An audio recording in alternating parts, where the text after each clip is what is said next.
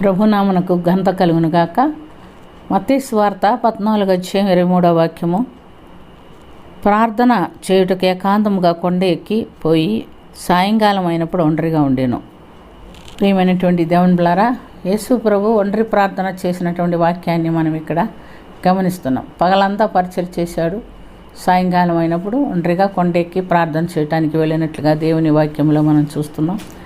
ఇందుని బట్టి మనం గమనించవలసినటువంటి విషయం ఏంటంటే, మనందరి ఆత్మీయ జీవితంలో ఏకాంత ప్రార్థన అవసరం. ఆయన ప్రభు మనకు బోధిస్తూ కూడా చెప్పున్నాడు. మత్తయి సువార్త 6:6 ఏమని చెప్పబడి ఉన్నాడంటే, నువ్వు ప్రార్థన చేయనప్పుడు నువ్వు గదిలోనికి వెళ్ళి తలుపు వేసి రహస్యమందు ఉన్న మీ తండ్రికి ప్రార్థన చేయము, అప్పుడు రహస్యమందు చూచుచున్న నీ తండ్రి నీకు ప్రతిఫలం ఇచ్చును అని సెలవిచ్చున్నాడు. కాబట్టి ప్రియమైనటువంటి దేవుని బిడ్డలారా, అనేకుల మధ్యలో మనం ప్రార్థన చేయలేనటువంటి అనేక విషయాలు ఉంటుంది.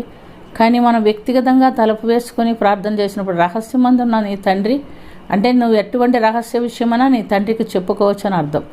చెప్పుకొని కన్నీరు కార్చి ప్రార్థన చేస్తే నిశ్చయంగా మన తండ్రి, మన ప్రభు మన ప్రార్థన ఆలకించేవాడై ఉన్నాడని మనం గమనిస్తున్నాం. అపోస్తల కార్యం 10:9-48 వరకు చూస్తే, పేతురు భక్తుడు అన్యులకు సువార్త ప్రకటన దేవుడు అతడు ఒంటరిగా ఉన్నప్పుడు హెచ్చరిస్తున్నట్టుగా మనం చూస్తున్నాం. తను మధ్యాహ్నము మేడగదిలోనికి వెళ్ళి ప్రార్థన చేయుచుండగా ఆయనకి చూపించినటువంటి దర్శనాన్ని బట్టి ఒంటరిగా ఉన్నప్పుడు ప్రార్థన చేస్తున్నాడు. ఆ దర్శనాన్ని బట్టి దేవుడు ఏం బయలుపరిచాడంటే, అన్ని జనులకు సువార్త ప్రకటించుటకు వెళ్ళమని బయలుపరిచాడు. అప్పటి వరకు వాళ్ళు యూదులకు మాత్రమే సువార్త ప్రకటించారు. కానీ దేవుడు దర్శనం ఇచ్చి కొర్నేలి పంపించిన మనుషులను అక్కడ చేర్చి వాళ్ళ ద్వారా కొర్నేలి ఇంటికి వెళ్ళి అక్కడ సువార్త ప్రకటించినప్పుడు ఎంతోమంది మారు మనసు పొంది సువార్త ప్రకటించబడుతుండగానే, వాళ్ళు బాప్టిజం తీసుకోకుండానే వాళ్ళు దేవుని ఆత్మను పొందుకొని భాషలో మాట్లాడినట్టుగా మనం చూస్తున్నాం.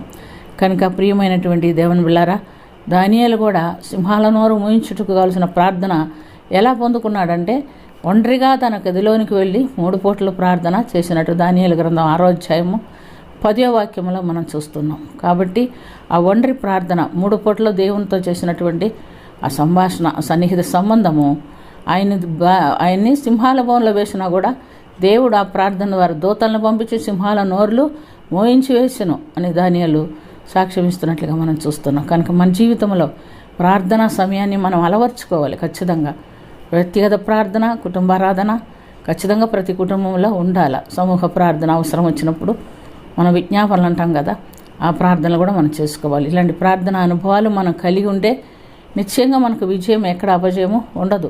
కానీ మనలో చాలామంది ప్రార్థన అలవర్చుకోరు, ఆ సమయం ఫిక్స్ చేసుకోరు. సమయం ఖచ్చితంగా పెట్టుకొని ఎన్ని పనులున్నా ఈ టైంలో నేను ప్రార్థన చేసుకోవాలి. మరి దానియేలు రాజప్రభుత్వంలో రాజకులువులో ఒక ముఖ్య అధికారి అయినప్పటికీ ఉదయము, మధ్యాహ్నము, సాయంకాలం మేడగదిలోనికి వెళ్ళి యెరూషలేము వైపు కిటికీలు తీసుకొని ప్రార్థన చేస్తున్నట్లుగా మనం చూస్తున్నాం.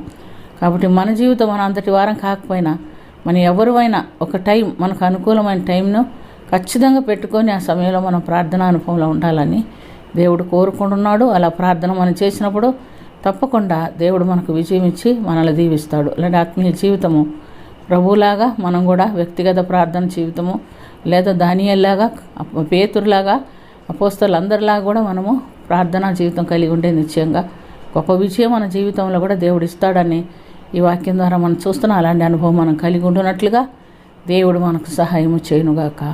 ఆమె ప్రార్థన చేసుకుని, ప్రభా యేసరక్షక మీకు వందనాలు నాయన. మాకు ప్రార్థన అనుభవం దయచేయండి నా తండ్రి, ప్రార్థనాత్మను దయచేయండి నాయన. మేము మీ యొద్ద గోజాడుకొని మీ కృపతో మీ యొద్ద నుంచి ప్రతి మేలు పొందుకొని మీ దీవెనలు పొందుకొందుకు మాకు సాధించండి. మీరు మా తండ్రివి, మేము నీకు బిడ్డలం నా తండ్రి. నిన్ను తప్ప ఎవరిని బ్రతిమాలుకోగలుగుతాను నాయన.